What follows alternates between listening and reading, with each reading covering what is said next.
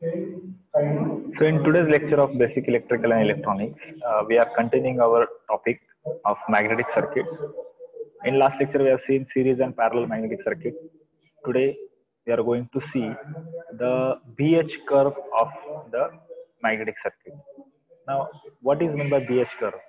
So B is the magnetic field density and H is the magnetic field strength. We have already seen the definitions of magnetic circuits in this chapter only. So magnetic field density. First of all, magnetic flux will revise it. Magnetic flux means what? Magnetic flux actually it is similar to the current in electrical circuit. जसं electrical circuit मधून current flow होतो ज्याच्यामुळे पूर्ण circuit work करतं तसंच magnetic circuit मध्ये flux flow होत असतो. फ्लक्स म्हणजे तर magnetic lines of forces.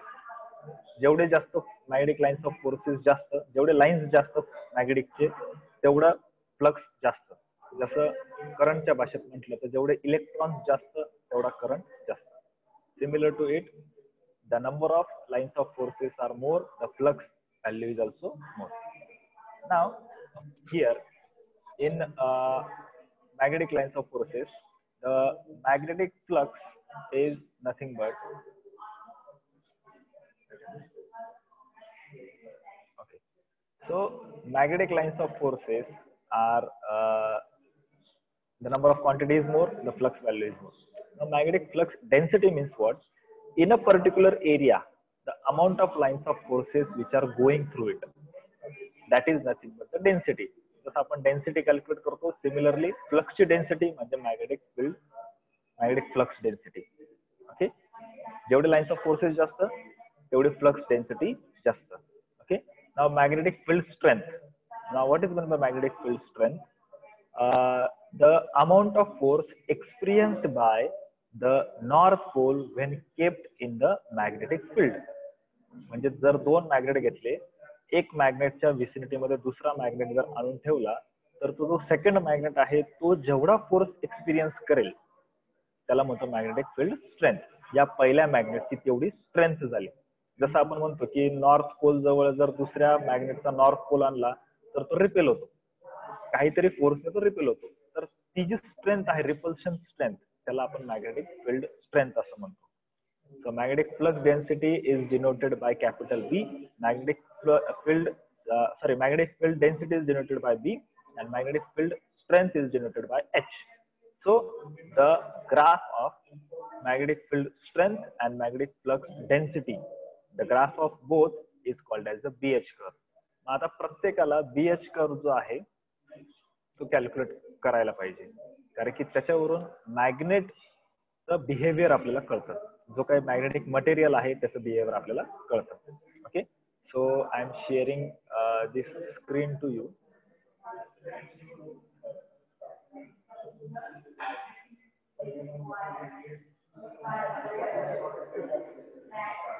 So here in this screen, as you can see, this is the magnetizing curve which is shown here. This is the magnetizing curve and this magnetizing curve is nothing but the BH curve. तर प्रत्येक magnetic मटेरियलला BH curve असतो. जसं आपण डायोडला VI characteristic काढतो voltage versus current, तसं प्रत्येक magnetic मटेरियलला magnetising curve असतो, त्याला BH कर्व असं म्हणतात. As you can see here, this is your H, correct, whatever I have highlighted here, and this is your B, correct, this is your B. So BH curve. So BH curve is the magnetizing curve. So this is plotted, H is plotted on x-axis, B on y-axis, B is plotted. So म्हणजे जेवढी field strength वाढवाल त्याच्यानुसार फ्लक्सचं behaviour कसं असतं हे इथे calculate केलेलं आहे. Okay, so from this graph you can say that, from this graph you can say that, see from 0 origin to x, see the behavior of BH curve. From x to y, see the behavior of the BH curve, and after y, see the behavior of the curve. So if you read here carefully, you will find that the region between O to X, if the value of H is 0, जर H ची value 0 असेल तर B ची value पण 0. H म्हणजे काय परत एकदा सांगतो. एच म्हणजे फील्ड स्ट्रेंथ. फील्ड स्ट्रेंथ म्हणजे काय की एका मॅग्नेटच्या विसिनिटीमध्ये दुसरा मॅग्नेट आणला तर त्याच्यावर जो फोर्स एक्सपिरियन्स होतो त्याला फील्ड स्ट्रेंथ असं म्हणतात. आणि फ्लक्स डेन्सिटी म्हणजे काय? फ्लक्स डेन्सिटी म्हणजे एका पर्टिक्युलर एरियामधून किती लाईन्स ऑफ फोर्सेस मूव्ह होतात त्याला आपण फ्लक्स डेन्सिटी म्हणतो. फ्लक्स म्हणजे लाईन्स ऑफ फोर्सेस ची डेन्सिटी एका पर्टिक्युलर एरियामध्ये. बरोबर, जसं आपण म्हणतो की पॉप्युलेशन डेन्सिटी एका पर्टिक्युलर एरियामध्ये किती लोक राहतात त्याला आपण डेन्सिटी म्हणतो. सिमिलरली फ्लक्स स्ट्रेंथ एका पर्टिक्युलर 1/1 सेंटीमीटर किंवा 1/1 मीटर एरियामधून किती लाईन्स ऑफ फोर्सेस पास होतात त्याला म्हणतो आपण फ्लक्स डेन्सिटी. मी डबल रिपीट करतो कारण की टर्म्स क्लिअर झाल्या पाहिजे. बघा, 0 to x, see the graph of the, see 0 to x, for value of 0 for h, जर field strength 0 असेल, field strength 0 असेल तर flux density पण 0 असते. म्हणजे h 0 असेल तर b पण 0. for increase in h, जेवढा h इकडे वाढेल, see my arrow, जेवढा h इकडे वाढेल तेवढा b वाढतो. पण तो तिचं इन्क्रीज आहे, ती जी इन्क्रीमेंट आहे ती स्लो आहे. That increment is slow in nature. Getting? This increment is slow in nature.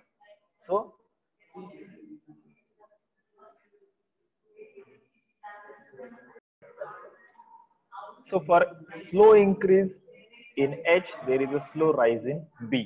म्हणजे जेवढा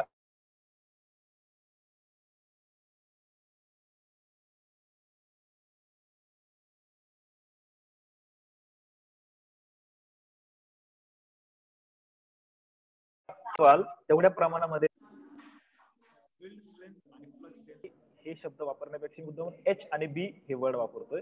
एच वाढला तरी बी त्या मापामध्ये वाढत नाहीये. For large increase in h, there is a small change or small increase in b. Small increase in b. So as you can read over here that the flux density b increases gradually as the value of h is increased. h जेवढा वाढेल तेवढ्या पटीमध्ये b वाढत नाहीये. So this response is, you can say, slow in nature.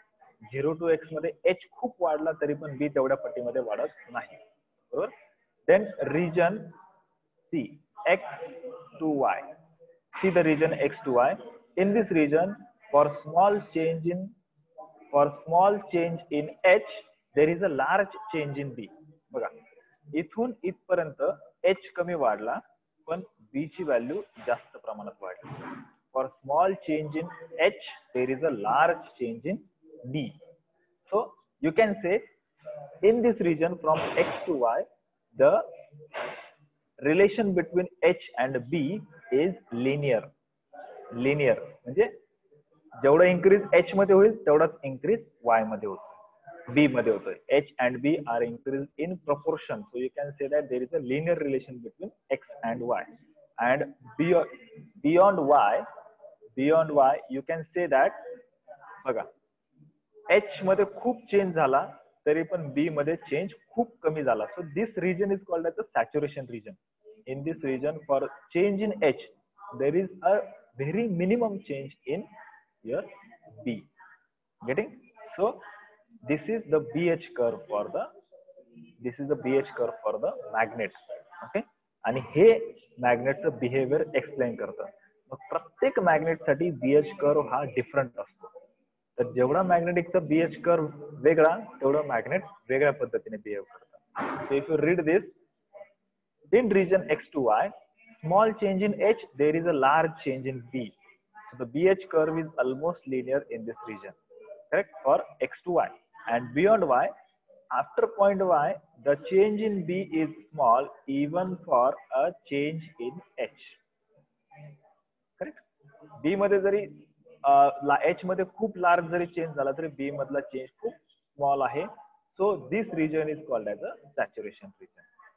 So that means even if change in current I, there will be change in H, but there will be no change in B. म्हणजे जी काही coil आहे, ज्या कॉईलला आपण current देतो आणि त्याच्यानुसार magnetism create होतं, current जरी वाढला तरी पण B मध्ये चेंज होत नाही, फक्त H मध्ये चेंज होणार आहे. So this is your BH curve. Getting?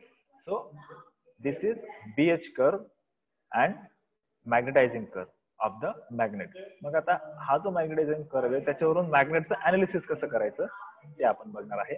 त्याच्यासाठी मी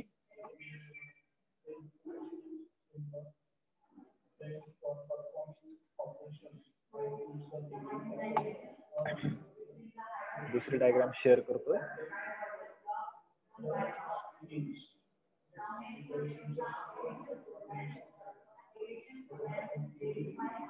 So see this diagram. So this is called as a hysteresis loop. याला आपण म्हणतो hysteresis loop. See this center diagram from O to C. See this diagram which is highlighted using red line. Now I am highlighting using red line. Okay. Here you can say that this is the same curve which we have seen. Correct? जो काही BH curve पाहिला तोच curve आहे. आता याच्यावरून hysteresis loop कसा create होतो एखाद्या मॅग्नेटचा तो आपण स्टडी करणार आहे. बघा याच्यामध्ये initially you increase the value of H. तुमचा जो कर्व आहे तो असा मिळाला, बरोबर. तुमचा मॅक्सिमम पॉइंट C पॉइंट पर्यंत आलाय. C पॉइंट पर्यंत तुमचा कर्व आला. Now you start reducing the H. तुम्ही सुरुवातीला H इन्क्रीज केला, H इन्क्रीज होतो, B पण इन्क्रीज झाला आणि तुम्ही आता C पॉइंट पर्यंत रीच झाले. इथे हा सर्कल ड्रॉ केला, इथे तुम्ही रीच झाले. After this point now you start reducing H. जसं आपण म्हणतो की व्होल्टेज वाढवलं की करंट वाढत वाढत जातो. परत तुम्ही व्होल्टेज कमी केलं की करंट कमी कमी होत जातो. पण बघा व्होल्टेज आणि करंटचं रिलेशन हे लिनियर आहे. तुम्ही व्होल्टेज जेवढ्या स्टेपमध्ये वाढवाल तेवढ्या स्टेपमध्ये करंट वाढतो. व्होल्टेज जेवढ्या स्टेपमध्ये कमी केलं तेवढ्या स्टेपमध्ये करंट कमी होतो. म्हणजे इन्क्रीमेंट आणि डिक्रीमेंट स्टेप्स सेम आहे, व्हॅल्यू किंवा आन्सर सेम मिळतं. But in case of BH curve तुम्ही फॉरवर्ड डायरेक्शन मध्ये जाताना इथून गेले, when you reach to C again you decrement H. हा जो H आहे, हा H एरो बघा माझा कंटिन्युअसली, हा H डिक्रीज करत आले तर नॅचरली आपण काय म्हणायला पाहिजे की तुमचा कर्व परत फॉलो झाला पाहिजे रिव्हर्स डायरेक्शन मध्ये. असा रिव्हर्स डायरेक्शन मध्ये कर्व फॉलो झाला पाहिजे. But this does not takes place. This does not takes place. This curve follow this second path. See the arrow. बघा इथे arrow दाखवलाय. So when the value of H is decreasing, this curve follow this path. Correct? And when the value of H becomes 0 here, there is a residual magnetism present here. बघा ही जी height इथे आपण दिसते एवढा residual magnetism तिथे राहतो. म्हणजेच काय, in short सांगायचं तर जेव्हा तुम्ही एखादं आयरन स्टील मटेरियल घेता त्याला तुम्ही करंट देऊन मॅग्नेटाइज करता, आणि नंतर तो करंट रिमूव्ह केला तर मॅग्नेटिझम त्याच्यात प्रोड्यूस होतो. तर ते इथे शो केलंय बघा. This much amount of magnetism is present in the material when you remove the magnetic field strength. म्हणजे तुम्ही जो काही फोर्स मॅग्नेटिझम फोर्स त्याला देताय तो तुम्ही पूर्ण रिमूव्ह जरी केला तरी पण त्याच्यात B राहतो. B म्हणजे काय, मॅग्नेटिक फ्लक्स डेन्सिटी, म्हणजे त्याच्यात मॅग्नेटिझम प्रेझेंट राहतो. बघा इथे ही टर्म गिवन आहे बघा, रेसिड्युअल मॅग्नेटिझम. रेसिड्युअल म्हणजे काय, जे बाकी राहतं ते. तुम्ही करंट काढल्यानंतर तुम्ही मॅग्नेटिक फील्ड स्ट्रेंथ पण रिमूव्ह करून घेतली, पण तरी पण तो जो कर्व आहे बघा असा कर्व फॉलो होईल. And there is a presence of magnetism after the removal of current. So that magnetism is called as a residual magnetism. जसं आपण म्हणतो की एखाद्या मॅग्नेटला ब्लेड किंवा खिळा तुम्ही जर लावून ठेवला 1 महिना 1 वर्ष, 1 वर्षाने तो खिळा जर तुम्ही काढून घेतला, म्हणजे ऍक्च्युअली व्हायला काय पाहिजे की लोखंडाला जर तुम्ही लोखंड जर तुम्ही तुमच्या मॅग्नेटला लावलं तर त्या लोखंडात पण मॅग्नेटिझम प्रोड्यूस होतो. तो दुसऱ्या लोखंडाला अट्रॅक्ट करतो, बरोबर. तो दुसऱ्या लोखंडाला काय करतो, अट्रॅक्ट करतो. एखाद्या चुंबकाला खिळा लावून ठेवला साधारण 1 महिनाभर 1 वर्षभर, आणि त्या 1 वर्षाने तो खिळा त्या मॅग्नेट पासून तुम्ही वेगळा केला तर नॅचरली आपण काय म्हणायला पाहिजे की त्या खिळ्यामध्ये आता मॅग्नेटिझम नाही, कारण की तो त्याच्यापासून वेगळा केला आपण. But this does not happen. There is a presence of small amount of magnetism in that iron, piece of iron also. So that magnetism called as a residual magnetism. Sorry. So this residual magnetism is present. Okay. याला म्हणता आपण residual magnetism. आता हा residual magnetism काढून टाकण्यासाठी आपल्याला negative direction मध्ये field apply करावी लागते बघा. And this negative direction field is called as a coercive. ते मॅग्नेटिझम रिमूव्ह करण्यासाठी त्याला उलट्या डायरेक्शन मध्ये मॅग्नेटिझम द्यावं लागतं, निगेटिव्ह मॅग्नेटिझम द्यावं लागतं. त्याला म्हणतो आपण कोहर्सिव्ह फोर्स. त्याला आपण म्हणतो कोहर्सिव्ह force.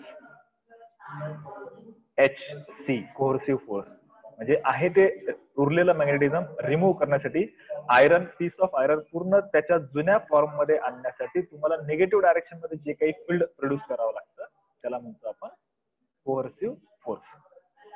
I hope you are getting it. Okay.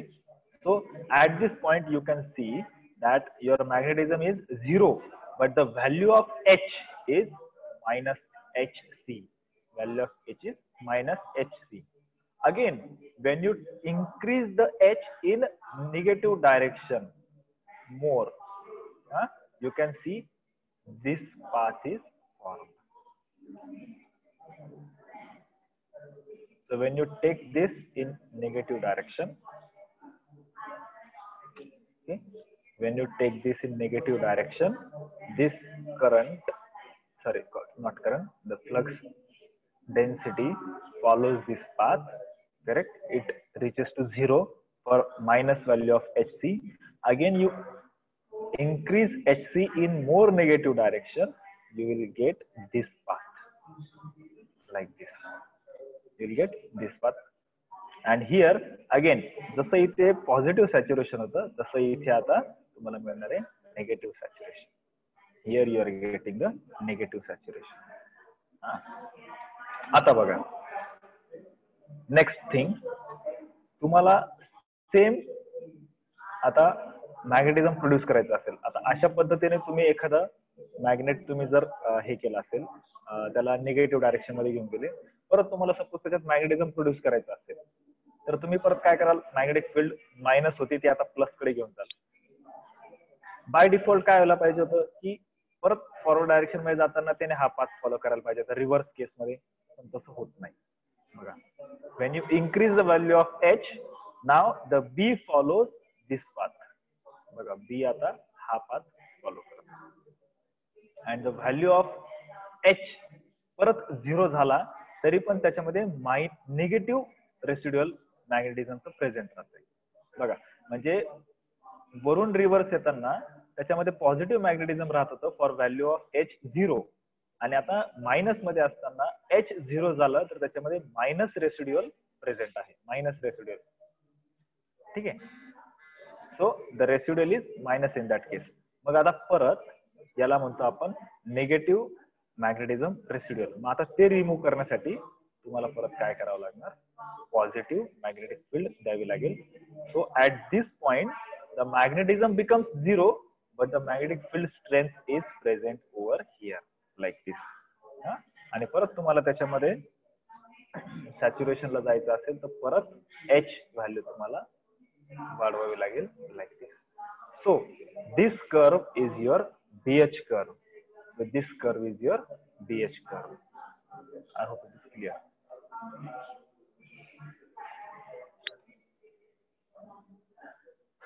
So in this way the BH curve is this is BH curve, and the red line which are drawn, this is hysteresis loop. So this is the hysteresis loop. I hope it is clear. Okay.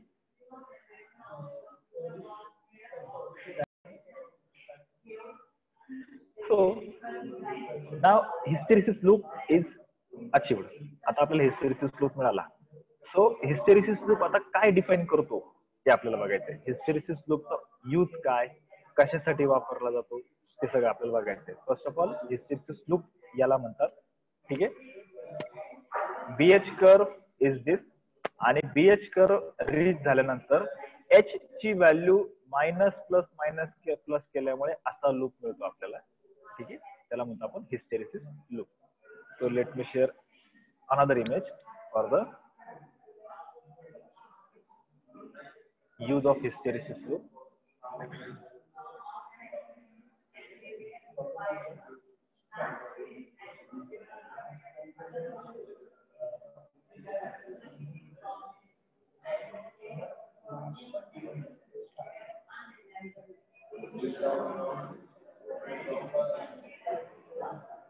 Now see, these four diagrams are there. See the first diagram. तोच hysteresis loop आहे जो आपण study केला. In this diagram, the hysteresis curve is large. बघा हा large curve आहे, बरोबर? So this large curve denotes that this material is permanent magnet. तो कुठेही ठेवला, कितीही वर्ष ठेवला तरी पण तो permanent magnet राहील. तो काय राहील? Permanent magnet. I hope it is clear. So the area which is covered by that hysteresis loop, if that area is large, then the maximum period of time that material will remain as a magnetic material.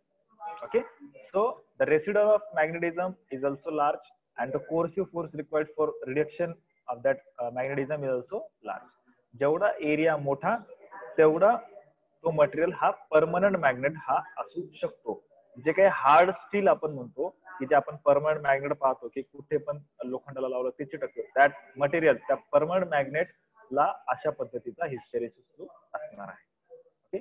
Now see the second diagram.